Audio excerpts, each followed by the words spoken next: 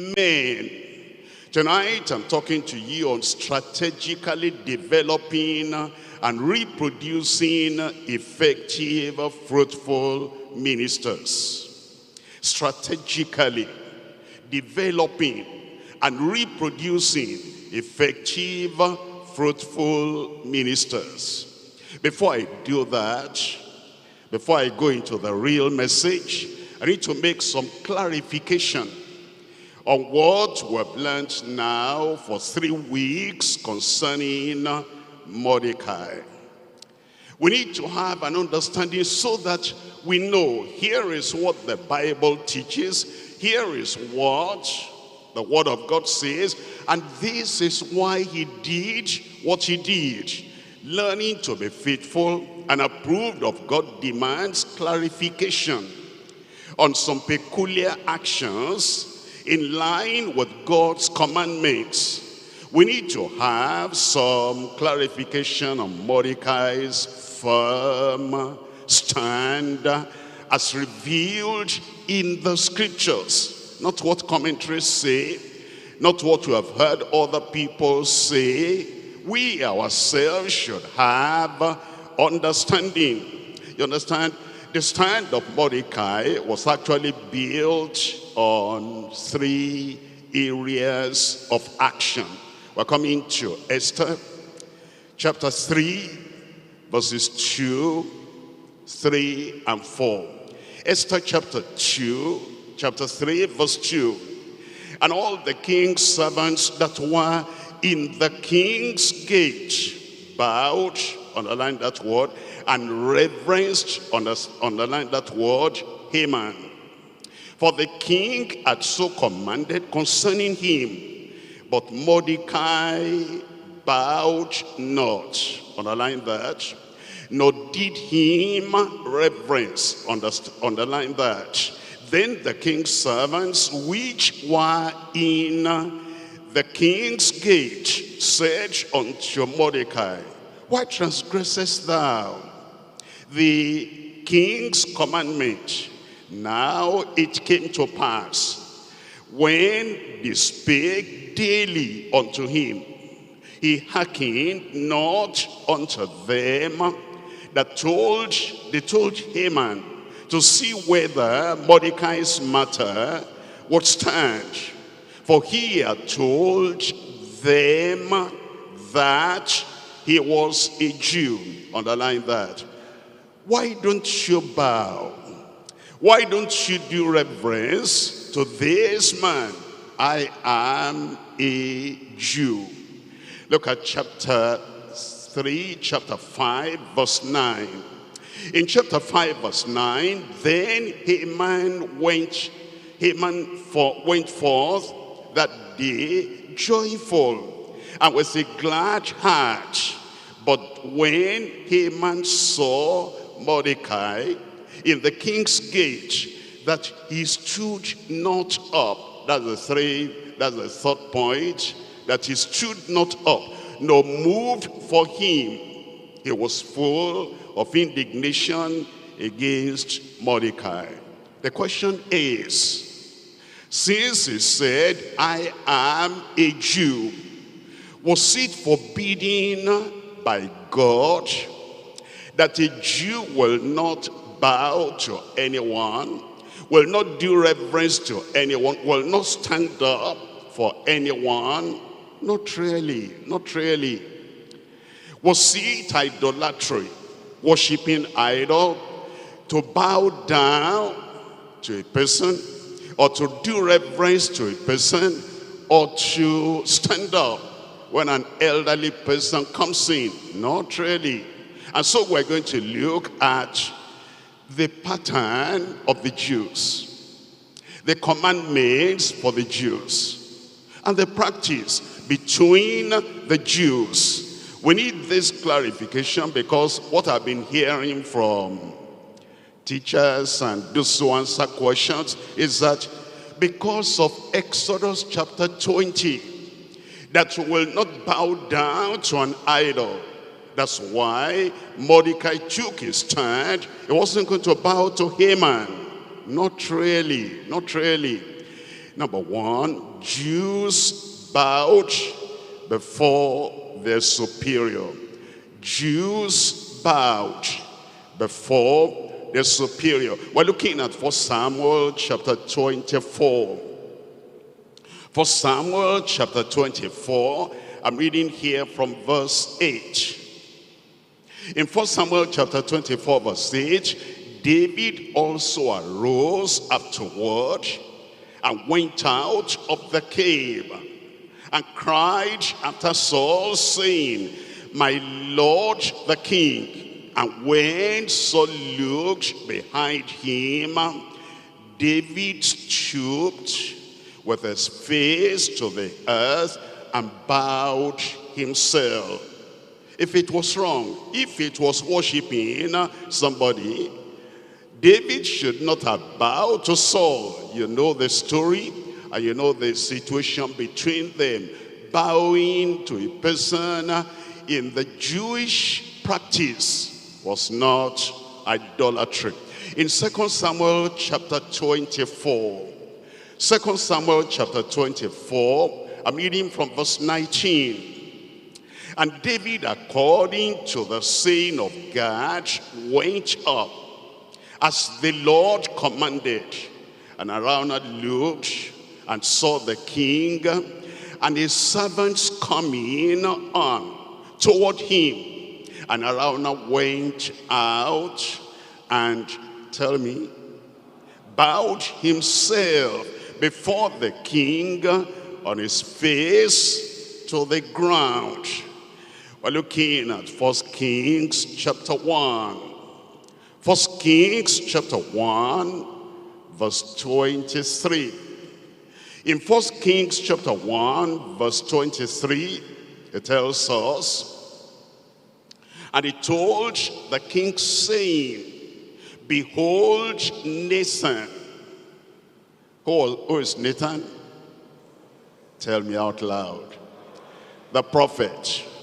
Behold Nathan the prophet.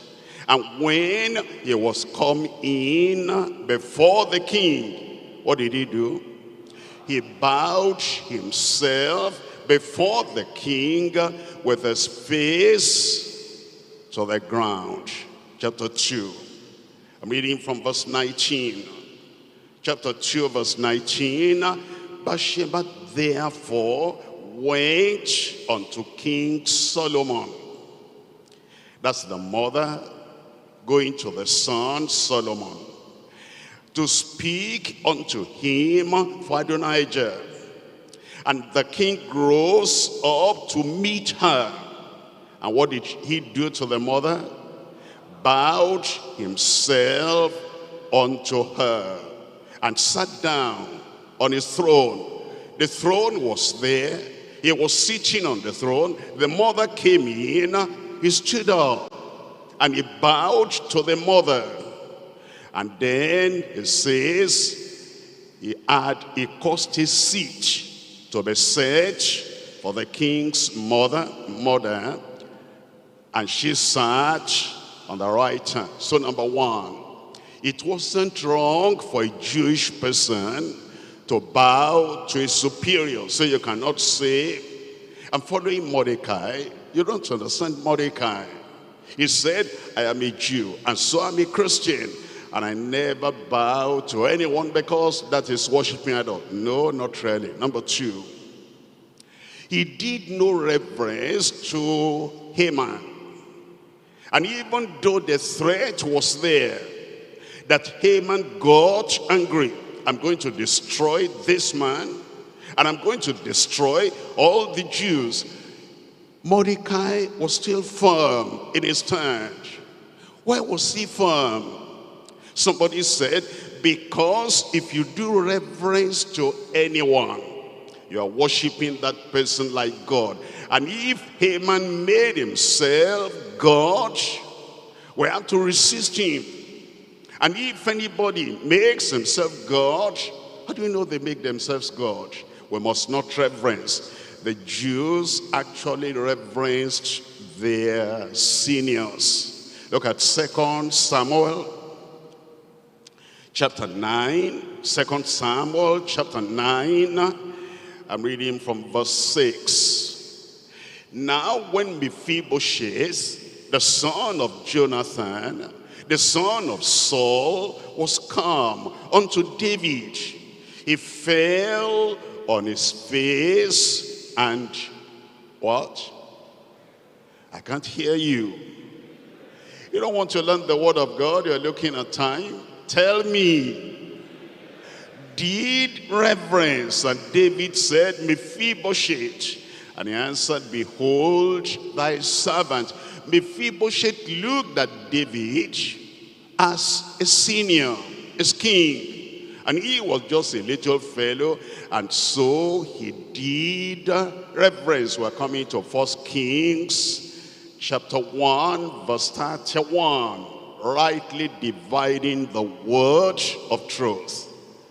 1 Kings chapter 1, I read from verse 31. Then Bathsheba. Who was Bathsheba? The wife of who? Tell me. Wife of David the king. But look at verse 31. Then Bathsheba bowed with her face to the earth and did, what did she do? Reverence to the king. And the king and said, let my lord King David live forever. The wife did reverence to David. Is that idolatry? No, not at all. It's the normal thing with the Jewish people when they saw the elderly. Now let's come to Hebrews chapter 12. I'm reading from verse 9. Hebrews chapter 12. We're reading from verse 9. In verse 9 it says, furthermore, we have had fathers of our flesh, our biological fathers, which corrected us, and we gave them, tell me, reverence. It's the normal thing. We reverence our parents. We reverence the seniors, the elders. And then it goes on to say, and we give them reverence, shall we not much rather be in subjection unto the Father of spirits and live? Let's come to Ephesians chapter 5, verse 33. Ephesians chapter 5, and we're reading from verse 33. It says in verse 33, nevertheless, let every one of you in particular so love his wife, even as himself. And read the rest of that verse aloud.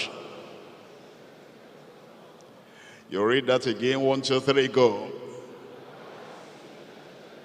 Read that for the final time, 1, 2, 3, go. And the wife see that she reverence her husband. Not idolatry, not at all. To bow before an elder, to reverence, respect, honor before an elder, not idolatry. Now the third thing is that, do the Jews stand up before the elderly? Because Mordecai stood not up. And what's the reason for not standing up before Haman? I am a Jew. We're coming to Leviticus chapter 19. Standing up when an elderly person comes in. It tells us in Leviticus chapter 19, reading from verse 32, thou shalt rise up before the hoary head and honor the face of the old man, and fear thy God, I am the Lord. It was actually commanded that when an elderly aged person comes to the room, that the younger ones, the rest of the people will rise up before that person. We're looking at First Kings chapter 1. 1 Kings chapter 1. I'm reading from verse 19. 1 Kings chapter 1. And we're reading from verse 19.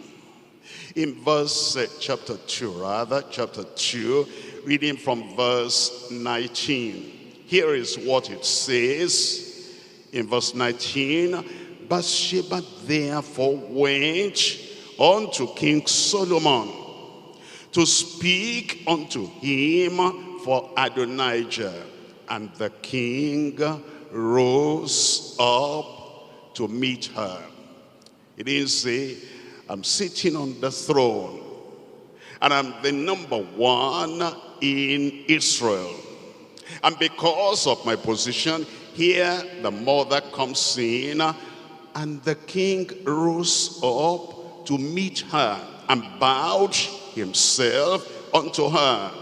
And then he sat down on the throne after showing that respect to the mother, and caused his seat to be set for the king's mother, and she sat on the right hand.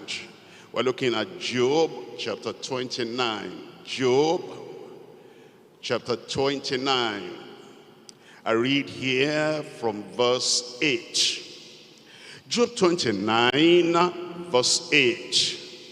The young men saw me and hid themselves. The aged arose and stood up. Job said, they recognize my place, my position, my honor. And when I came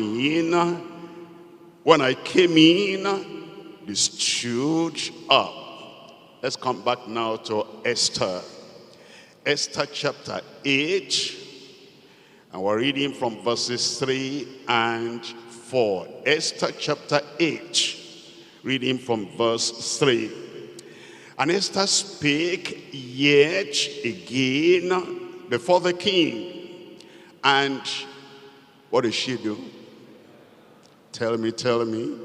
Fell down at his feet and besought him with tears to put away the mischief of Haman the Agagite, and his device that he had devised against the Jews. And then the king held out the golden scepter toward Esther. So Esther did what? And did what again? Stood before the king. That's Esther, trained and brought up by Mordecai, and she stood up even before the king. How then do we understand why Mordecai said, I am a Jew, and I will not bow, I will not do reverence, neither will I stand up when Haman comes in? Mordecai understood that the Amalekites, and Mordecai was an Amalekite, and Agagite was also an Amalekite, that they were supposed to have been exterminated. And God had given the order that there will be war with the Amalekites from generation to generation. And that God does not regard any Amalekite. And Haman happens to be an Amalekite. It was for that reason he said, I am a Jew. The Jews don't recognize Amalekites. In the sight of God, they don't even exist. They are non-entities. Look at Exodus chapter 17, and we're reading from verse 8. Exodus chapter 17, I'm reading from verse 8. Then came Amalek and fought with Israel in Rephidim. Look at verse 14. And the Lord said unto Moses, write this for a memorial in a book, and rehearse it in the ears of Joshua. For I will, tell me, utterly put out the remembrance of Amalek from under heaven. That was the reason why Mordecai, knowing that Amalekites, Agagites don't have any remembrance in the sight of God, that's why he said, it's a dead man. It's an unacceptable man. It's a man that he has the hatred himself, but apart from that, there's no remembrance of them. Look at verse 16. For he said, because the Lord had sworn that the Lord will have war with Amalek, tell me, from generation to generation, all generations, and Mordecai was in his own generation, and God has war with the Amalekites. I won't bow to him, I won't do him reference. God is fighting him. Deuteronomy chapter 25. In Deuteronomy chapter 25, verse 17. Deuteronomy chapter 25, 17. Remember what Amalek did unto thee by the way, when ye were come forth out of Egypt, how he met thee by the way, and smote the hind part of thee, even all that were feeble behind thee, when thou wast faint and weary, and he feared not God. Amalekites feared not God. Therefore it shall be, when the Lord thy God has given thee rest from all thine enemies round about in the land which the Lord thy God giveth thee for an inheritance to possess it, that thou shalt, tell me, blot out the remembrance of Amalek from under heaven, thou shalt not forget it. In all your generations, all Amalekites and Agagites were Amalekites. You will not forget this. You won't respect them. You won't honor them. You won't help them. You won't lift them up. You won't exalt them. In the mind of God, all those Amalekites in all their generations, they're destroyed already. That's why Mordecai said, I won't bow, not because it's wrong for a Jew to bow to a senior person. I won't do him reference, not because it's wrong or idolatrous to bow to somebody who is elderly. And he said, I will not stand up, because here is what God had said. We must not forget. That's the reason he did what he did. But generally, you see an elderly person and you bow, you respect your husband, you reverence your husband. Somebody comes in and he is higher than you are, maybe in your office or somewhere. You don't, relax and then put your chair in a relaxing, situation or position and say, I am Mordecai. You are not Mordecai. You stand up and respect the people that come in. Do you understand?